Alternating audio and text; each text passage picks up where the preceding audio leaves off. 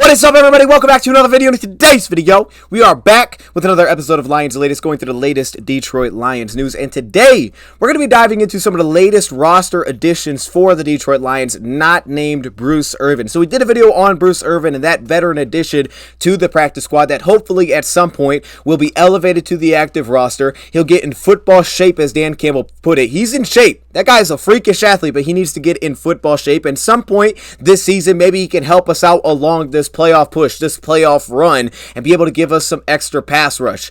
But the Lions also made two other veteran additions that Dan Campbell brought up that I think it's worth taking a little bit of a look at, because at some point this season, they may or may not become a very crucial part of this team. Take a look at these players at least a little bit, get a nice little background on who these guys are and what they can bring to the team. Also, it's Thursday, so the injury report is out. We really haven't done it this season. Today, I thought we might as well also update the injury report. Now, Friday we'll do that as well, or Saturday when we do the preview / prediction, but we might as well because we're here. So with all that being said, let's get it started. Welcome everybody to the video. Glad you guys are here, man. And yes, we are back with another Lions video, and I'm fired up for this one because this is a massive opportunity for multiple reasons. The first one being that we're playing a tough Chicago Bears team. I mean, understand their record is not great, but they're getting Justin Fields back, and they're actually doing a lot of things pretty well, specifically running the football. D'Onta Foreman has been very good rushing the football for Chicago this season, and then also that defense is starting to really come together for Chicago. Their top 10, I think, is a run defense.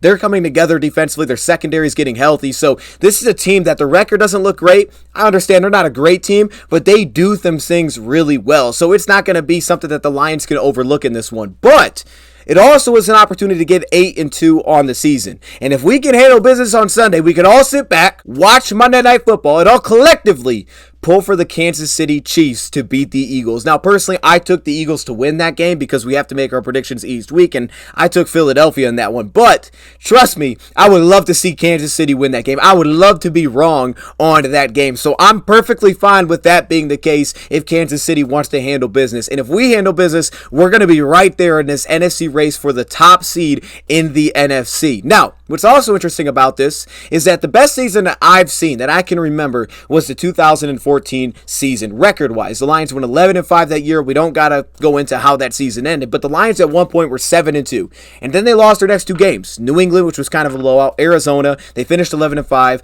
didn't win the division, finished second place, so they were on the road in Dallas. This season, the Lions, once again, are at 7-2, and they have an opportunity to get into 8-2 on the season. And I'm trying to think back, and I'm like, in my lifetime, I don't think I've ever seen the Lions get to 8-2, so I had to look it up because I'm like, I'm pretty sure I've never seen us at 8-2. 7-2, I think, was the peak that I've seen us at. So after looking it up, here's what I found. This is the opportunity that the Lions have, and assuming this is correct, this is according to champsorchumps.us. I'm assuming that's correct. I mean, it sounds a little bit like, ooh, I don't know about that one. But if it is correct, according to champsorchumps.us, they say this: the last time the Lions started 8-2, I'll give you a second at home, okay? Give me a guess. Guess wherever you're sitting. I can't hear you, but do it. Just guess in your mind. Just be like, okay, this is what I think it is. The last time the Lions started 8-2 in a season was 1962. 1962. We have an opportunity to get to a spot that we have not been since 1962. Now, there's actually a depressing part of this, because if this is true, according to this website, the Detroit Lions have started 8-2 four times: 1931, 1953, 1956, 1962. I mean, this is different because this would basically be in the Super Bowl era, and some of those years aren't even in the Super Bowl era. But also on top of that, I guess 3 of those 4 years they didn't even make the playoffs. I mean, in 1962, they're saying that the Lions went 11-3 and missed the playoffs. I don't even know how that's possible. Were they only taking one team that year? Like, how do you go 11-3 and miss the playoffs? That's pretty disappointing. But they were still 8-2 at one point, and the Lions have an opportunity to get there, and it's been a long time. I'm sure most of us, some of you may have, but most of us maybe weren't alive, or at least I would assume most of us don't remember seeing the Lions at 8-2 ever. So this is an opportunity to do something that maybe everybody watching this video, maybe a few people, okay, if you are, put that in the comments, have never seen before. Let's waste no time. I want to dive into this injury report first and kind of set the table before we get into these two players that the Lions added that I want to talk about today. First off, we have to go into the offensive line because there are some questions about health here for the Lions. First off, Frank Ragnow today did not participate after full participation yesterday, and he had back added to the listed reasons of why he did not participate in practice. He's been getting rest days, and he was also listed with rest. So hopefully this isn't something that's super serious, that it's more of a rest day than anything, and he'll be okay.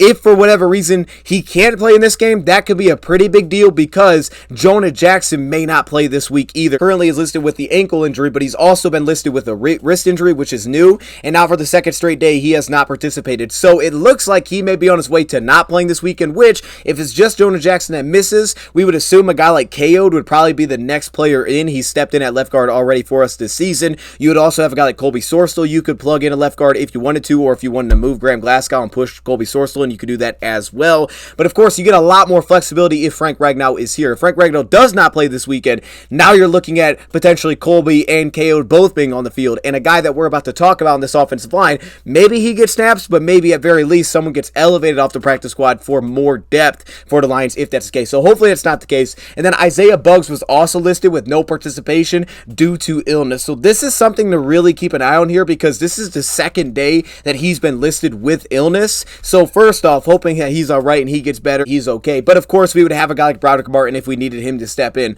for whatever reason if he could not play in this game. But then outside of that, I think there's a lot of good news. No players were listed limited today, and outside of that, a lot of good news. Khalif Raymond, full participation. Like he may have re-injured that ankle against the LA Chargers, but he went from limited to full participation, so he should be able to play, it seems like. But if he cannot, the Lions have options at punt returner, and one of those options, according to Dave Phipp, is Donovan Peoples-Jones, which tells you that Peoples-Jones is probably going to be up for this game, as he, who's dealing with a rib injury, was full participation again today. Levi's also been upgraded to full participation, which could give us more depth once again if, again, a guy like Isaiah Buggs could not play. And then if he also was upgraded to full participation with his hand injury, but he was spotted wearing a brace. So that's something to keep an eye on. But I'd say for the most part, it's a lot of good news there. The bad news is really this. Big V has been placed on IR. Now, this is something I believe that was announced yesterday, that Big V would get placed on IR, but this could be the end of the season for Big V. It didn't sound optimistic, according to Dan Campbell, that he would maybe be back this season. He's been out for a little while, but he wasn't on IR, and now the Lions have just put him on IR, and they've also added an offensive lineman that we're about to talk about, and it seems like that could be a little bit of a preparation for Big V might not be coming back this year. So I don't want to say he can't come back because he could, but if he does not, thank you, Big V, for what you did for the Lions, and we'll keep an eye on what that looks like for the future. And then also, James Houston, late December, it sounds like if he is able to get back, it'd be like late December for James Houston, which again, could tie into why they added a piece like Bruce Irvin, because even if we get James Houston, it could be a while before he is back. So they're like, hey, let's go get a guy with some pass rush skill set, specifically a guy that can get the edge a little bit more than just a pure power rusher. Get somebody like that into the building, and Bruce Irvin, who's a freakish athlete, absolutely help us there in this playoff run. And then on to the Bears side, not a ton of things to hit on here. No practice for Tremaine Edmonds, which is a key one to kind of keep an eye on, their linebacker dealing with a knee injury. But Mercedes Lewis is also listed on here, but he's on there with rest. And then Deontay Foreman, who's had a good season for Chicago, is listed with limited participation due to an ankle injury. Noah Sewell, we haven't seen him a ton this year, but he's also listed with a knee injury, and he was listed outside at limited. With all that being said, we could save some of that for the preview show. I want to move into these two players that the Lions have added to their practice squad. That again, they're on the practice squad. Some of these players, we really haven't seen them this year, really both of them, to be honest. So getting them into football shape, getting them ready to go, and then at some point, if we need them, being able to elevate them off the practice squad could be a real possibility. This applies a little bit less to Kindle Vildor. He's already bounced around a few times this season on different practice squads after being claimed off waivers from the Chicago Bears. And as you can see, a couple days ago, Philadelphia let him go as well off of their practice squad. Just like your rookies that you sign to the practice squad where you have a lot of bodies coming in and out throughout the season, these are two kind of veterans that the Lions seemingly feel like they could trust if they have to put them in and just need that depth this season. See the Lions let go of a young player in Davino Zigbo and also Anthony Everett. Now, Anthony's a little bit different because he was signed when Emmanuel Mosley's injury took place, but Kindle Vildor just became available, so the Lions basically just jumped on that. But this is one young player as well here, and the Lions are making space again for some veterans. So that's why I really wanted to dive into these guys. Dan Campbell specifically brought these players up as well as Bruce Irvin. So let's dive into it. First, first off, I want to start with a cornerback that's a little bit younger than the other player. That's Kindle Vildor, who is a 4-year player. He was drafted back in 2020 in round 5 by the Chicago Bears. Kindle Vildor, haven't really seen him this season. For the Bears, they've just had a lot of additions added to that secondary, added to that back end in terms of Tyreek Stevenson, Terrell Smith. How the Lions have scooped him up and put him on the practice squad. Watched some games of this player and I took some notes. I did some all-22 watch. So I'm going to tell you what I've seen so far. This is not a full breakdown on either player because I have not seen enough to feel like I can do that. But I will tell you what I've seen so far and what stands out when I watch these guys. Statistically speaking, the last real season that we actually have seen him was last season for Chicago. Now that season unfortunately ended with an ankle injury. He was on IR and he was done for the rest of the season. It was also a really rough ending because it was against the New York Jets and Garrett Wilson, and he had some problems in that game. But on the season, statistically, he was not bad. 26 receptions on 39 targets. He allowed a 112 passer rating, had an interception that year, and he put together a stretch of really solid games for Chicago. And to be honest with you, from what I've went through so far, there's real things that he does better than a guy like Jack Jones that we talked about on Monday, who was claimed by the Las Vegas Raiders. Maybe not everything, but I think there's aspects of his game that he does better. One aspect of his game that I love, and this comes in a lot of different ways, is the balance and the consistent discipline that he plays with in his posture, the way that he keeps a wide base, the ability to dive and drive on passes from off coverage. It also helps him from press, helps him in a lot of different spots. But I think that consistency that you see him play with in his base width that he keeps and the balance that he moves with, the body control that ties into all of that, that shows up in a lot of aspects of his game. From a press spot, I think he has a pretty smooth transition. He can turn and run. It's not very delayed. It's pretty quick. But I think the issue that happens for him as a press cornerback when he's sitting in man looks, which he was kind of known as coming out of the draft as more of a man coverage cornerback, what happens with him, I think, is his press base can get a little bit unbalanced, and I think some of that can be a tad lack of foot quickness, being able to mirror match when he's in a pure press spot, like you're attempting to jam potentially the receiver within 2 yards. But also, I think his base can just get a little bit unbalanced. It gets a little bit wide. Now, he played really well in this Vikings game, and this isn't as much of a knock on him here in the slot. This is on Justin Jefferson, and this is just a tough matchup. That lean that he can play with off the line of scrimmage, he's trying to kind of force him towards the sideline here, and he gets around him. He's not able to get contact, and he takes off on the play. And then when he tries to transition, he doesn't have great recovery burst either, and then he can get behind on routes, and that can lead to some issues in press, and things can get all out of whack, really, I think, right away as soon as that press base gets unbalanced. I do think that he has a good side slide ability, some good quickness there laterally, on top of playing, again, with really good balance at the line of scrimmage, and really in all aspects of his coverage. Zone coverage, off man, half turn. What I've seen so far, I think he also brings some mirror match burst ability, which really helps him specifically from man coverage, the ability to mirror match through the stem of routes, being able to stick in and out of breaks. That burst ability really helps him really close the distance and not give up too much space in coverage. But he is a physical cornerback, and right here is where I was like, okay, he fits what the Lions like with their cornerbacks as well, whether you think of the Jerry Jacobs mold or however you want to put it in terms of play style.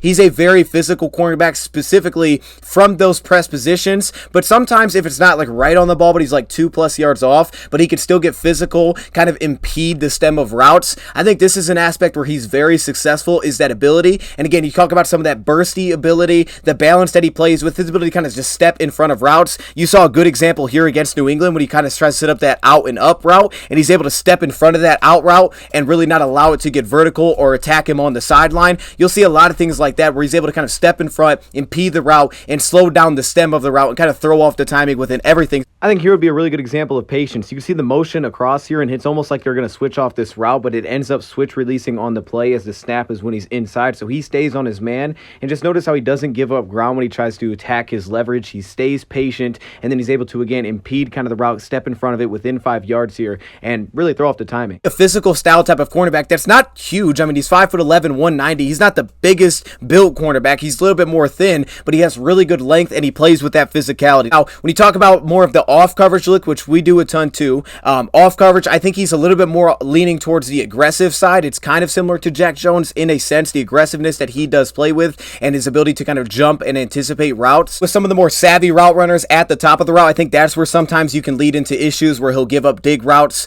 because he'll be a little bit too aggressive. He'll kind of dive down and drive down just a little bit, and then they'll be able to break inside. He's not able to fluidly mirror match at the top of the route. He leans into some aggressiveness, quickness. It really helps him transition from an off-man position, the ability to plant and drive, really limit movements there. But to me, it's not always as fluid. So to me, some of those savvy route runners, he's a little bit more on the aggressive side. Again, those guys can separate at the top of breaks. And then it's about what can he do on terms of making plays on the football. And to me, there's a lot of good here. First off, he reads the quarterback's eyes pretty well in zone coverage. Now, he can get a little bit steep in zone coverage. You'll see cover 2, cover 4 quarters. You see a lot of different looks, cover 3. You see a lot of variety that he can play. And for me, I do think he reads quarterback's eyes pretty well.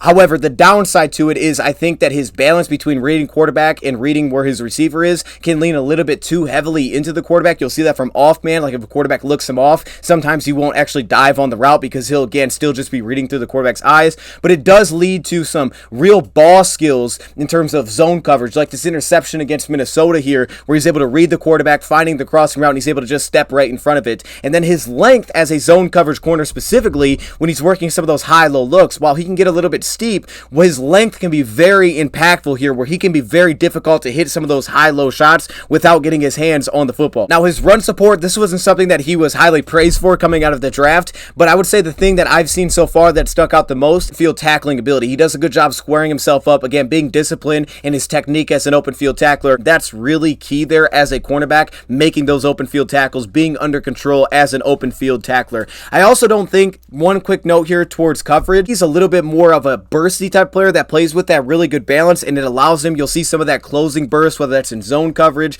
the ability to dive from off coverage where he's able to anticipate, because again, while his balance can lead a little bit more read quarterback, that does give him some really good breaks like this speed out route here against Washington where he gets a good drive on it. But I don't think his long speed is ideal, and some of the immediate makeup transition and catch up to some of the speedy receivers and get himself back in phase is great either.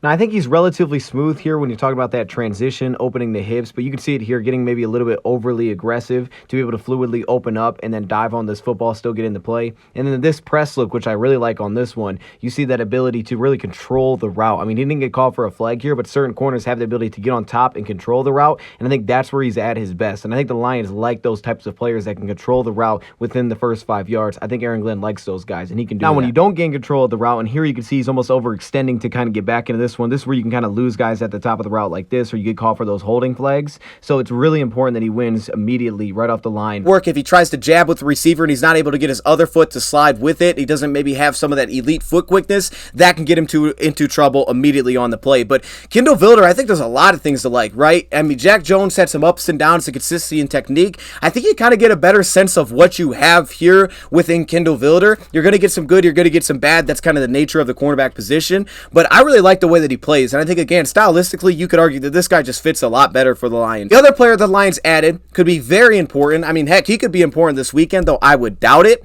It's Michael Schofield. Now, again, we talk about getting back into football shape. Again, we really haven't seen Michael Schofield this season. The last we saw him was really last year, and interestingly enough, it was also with the Chicago Bears. Now, this one is weird because he's a 10-year veteran, which for the practice squad, you usually don't see a lot of that. So this is truly like we're adding this piece to me. Like, this is a veteran that we can trust to step in. He's shown versatility throughout his years. He came out of the draft as, I think he was a right tackle coming out of college, but he's played both guard positions in the NFL. He's played the tackle position in the NFL. He's mainly been a guard. In 2022, we saw him play both left guard and right guard. 2021, much more of the right guard position. A lot of this probably goes hand in hand with Big V being placed on IR because, again, Big V plays the right guard spot. That's kind of always where he plays for us. So to get some depth at that position, understand that Graham's probably the guy going forward, but this is a guy that could give us depth at that spot, and that's why you go out there and you add a veteran for that reason, someone that you feel like that you can trust. Again, you just kind of have to get him back up to football speed. Now, he's a little bit tall for a guard because, again, he was more of a projectable tackle, 6'6", 301 pounds coming out of the draft. He was a former round 3 pick back in 2014.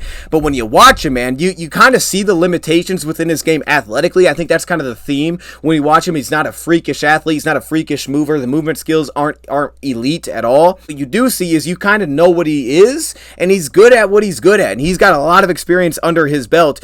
First thing would be, I don't love his quickness off the line of scrimmage. The foot quickness is not great, and that can lead to some issues pretty quickly in pass protection. Now, he does play with usually good timing off the line, though I don't think the foot quickness is always is always great. And to me, that can lead to issues, specifically anchoring down, dealing with bull rushers, because he won't be able to get both feet in a position. He'll base will get wide, his chest will open up, or he'll start to lose being square to the line of scrimmage, and then he gets opened up and he's easier to beat as a pass rusher. And some of the mirror movement, reactive athleticism is not great either, even from the guard position. But again, I like the way that he gets off the ball. And I think when you watch him, you see a lot of good flexibility. The ankle flexion that he has in terms of his ability to anchor down, and usually he's not on the ground. You don't see this from what I've seen so far. He's not on the ground very often, which is usually a really good sign, especially when you're in awkward positions. And he's shown that ability to stay on his feet. I think he shows good ankle flexion. I think he shows real flexibility when he's trying to get drive blocking power. Like you'll see an example here of this QB sneak where he's driving a guy backwards. That's a big man getting good movement